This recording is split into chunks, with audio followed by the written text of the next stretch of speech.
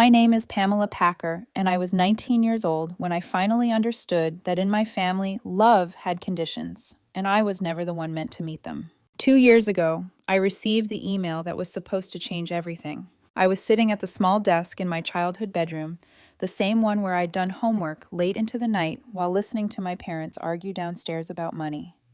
My hands trembled as I refreshed my inbox again and again, barely daring to hope. Then it appeared, an acceptance letter from one of my dream universities, and beneath it, confirmation of a scholarship. I remember covering my mouth to keep from crying. For a moment, everything I had worked for felt worth it.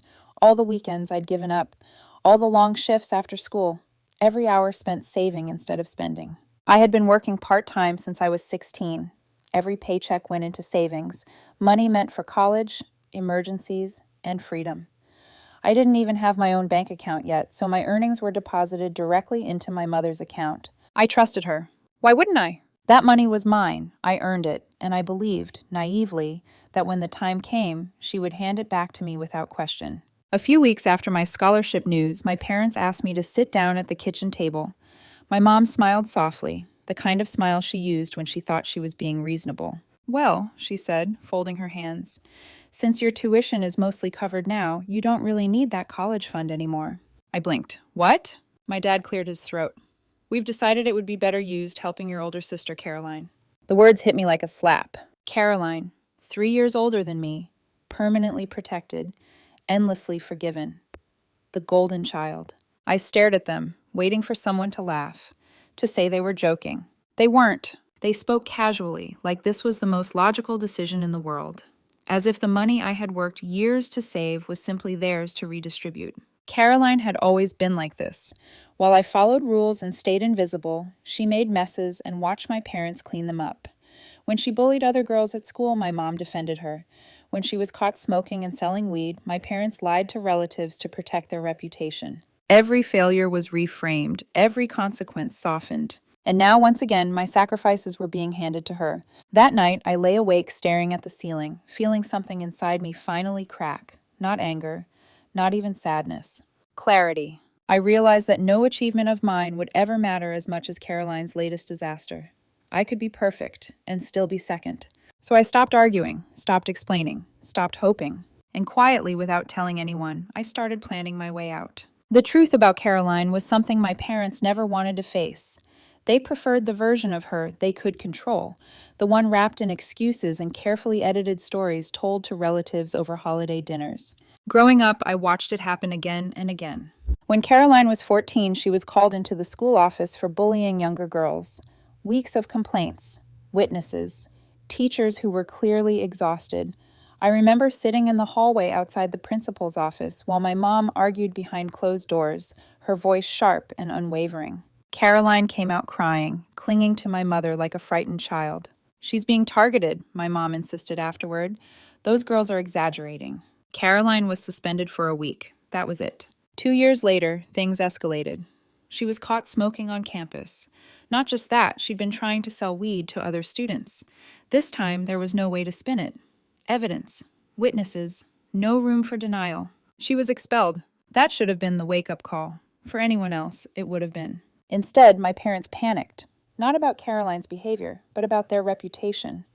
Within weeks, they were telling family members that Caroline had been accepted into an exclusive boarding school, far away, a fresh start, a prestigious opportunity. The truth was uglier. No school nearby would take her. The boarding school was outrageously expensive. My parents could barely afford it, but they paid anyway, took out loans, cut corners, all to preserve the image of their perfect eldest daughter. And Caroline? She didn't change. A few months into boarding school, she disappeared in the middle of the night. She left behind a dramatic letter declaring her love for her boyfriend Nick and how she couldn't wait another day to start her life with him. My parents were frantic. Police were called. Friends were questioned. They found her days later, hiding at a friend's house. When we went to get her, Caroline refused to come home.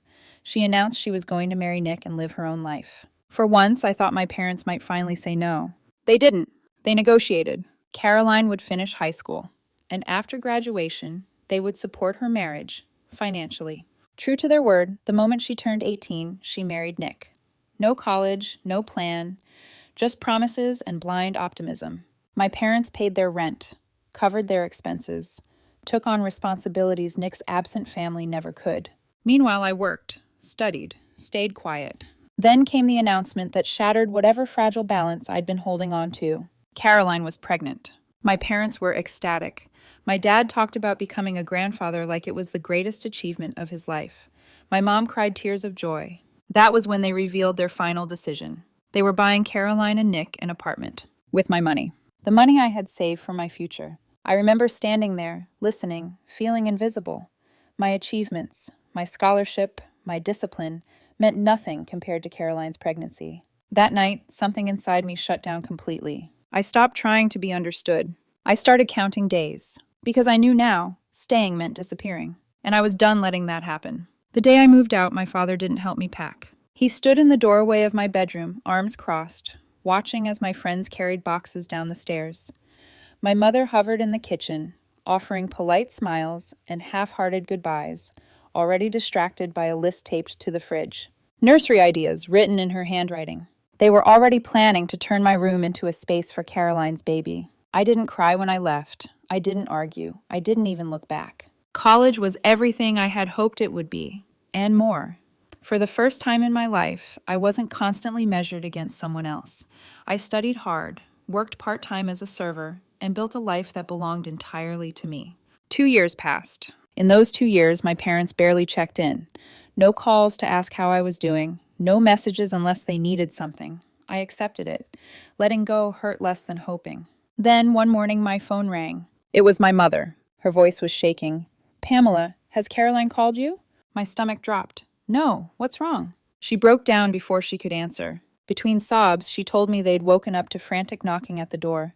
When they opened it, they found Jimmy, Caroline's son, standing alone on the porch, clutching a small bag and a folded note.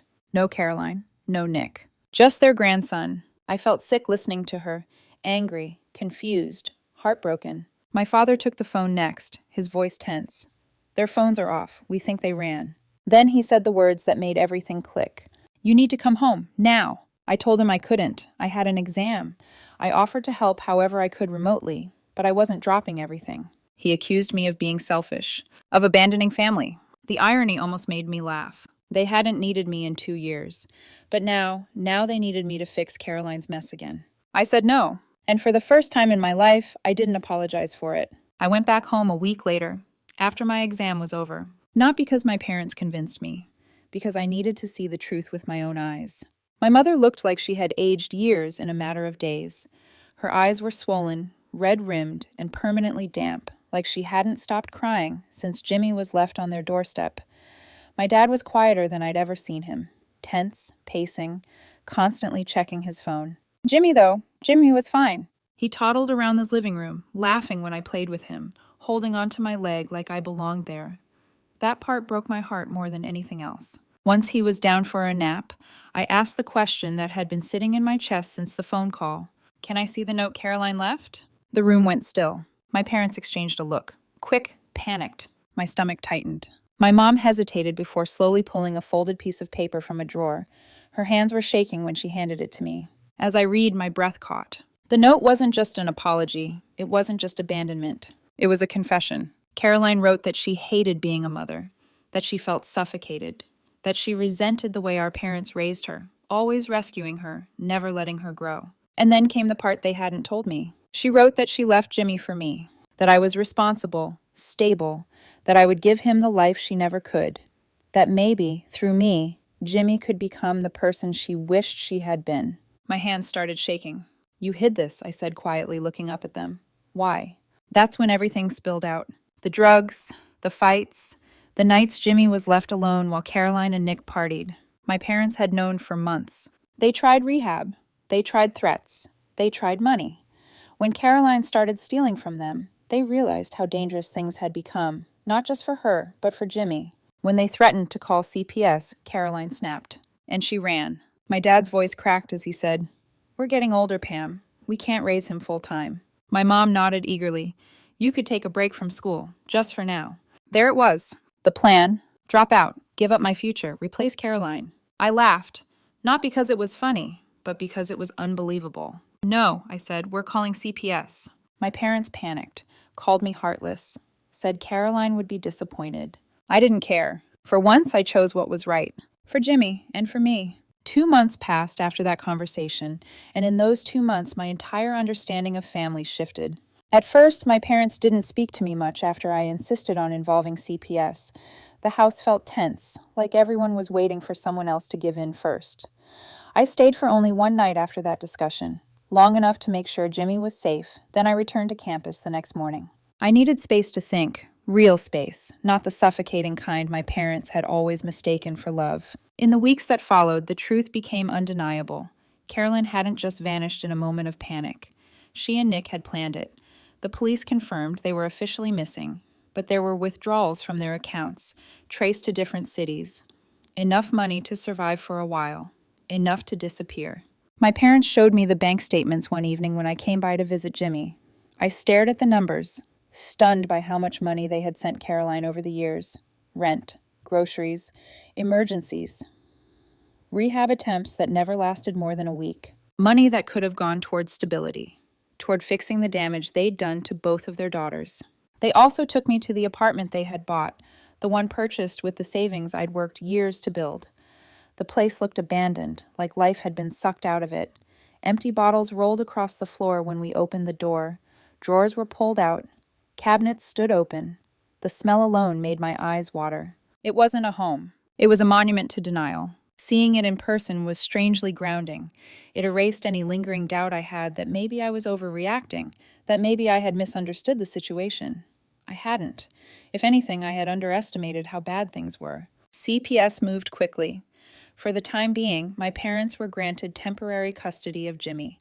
Social workers came by regularly. The house was evaluated. Parenting plans were discussed. For the first time, everything was documented. No spinning, no rewriting history. And my parents hated that. They tried to guilt me again, of course. They always did. My mom cried about how tired she was. My dad talked about how unfair it was that family problems were being handled by strangers. They hinted, subtly at first, then more directly, that it would all be easier if I just stepped in permanently. "You're good at this," my mom said one afternoon as she watched me read to Jimmy. "You've always been good at responsibility." I closed the book and looked at her. "That doesn't mean it's my job." The words felt foreign in my mouth, powerful, final. I told them I wasn't dropping out of college. I wasn't giving up my future to clean up Caroline's mess. And I wasn't going to make a life-altering decision out of guilt. That was when the tone changed. They accused me of being selfish, of abandoning my nephew, of punishing them for past mistakes. But this time I didn't argue. I simply said, "These are the consequences of choices you made, not ones I did." That silenced them. They never apologized for using my college fund. Not really. My mom skirted around it, saying things like, "We thought we were doing what was best at the time." My dad admitted, quietly, that buying the apartment had been a mistake. The deed was still in their name. They planned to rent it out to cover some of the financial damage. It wasn't justice, but it was reality. I went back to school full-time and threw myself into my studies. I worked extra shifts. I built my savings again, this time in an account no one else could touch. I visited Jimmy when I could, bringing books and small toys, making sure he knew I cared without confusing him about who would raise him. And something unexpected happened. I stopped feeling angry all the time. For the first time, my life wasn't shaped around Caroline's chaos or my parents' favoritism. I wasn't waiting for validation that would never come. I wasn't shrinking to fit into a family that only loved me when I was useful. I was choosing myself. That choice didn't come without grief. Some nights, I mourned the family I wished I had. The parents who celebrated my wins, the sister who grew alongside me instead of consuming everything around her. But grief was lighter than resentment. It left room for peace. I don't know where Caroline is now. I don't know if she'll ever come back. What I do know is that Jimmy is safe, for now, and I am no longer willing to sacrifice my future to preserve an illusion my parents refused to let go of. I learned something through all of this. Being responsible doesn't mean being disposable, and love that demands self-erasure isn't love at all. For the first time in my life, I'm not waiting to be chosen. I already chose myself.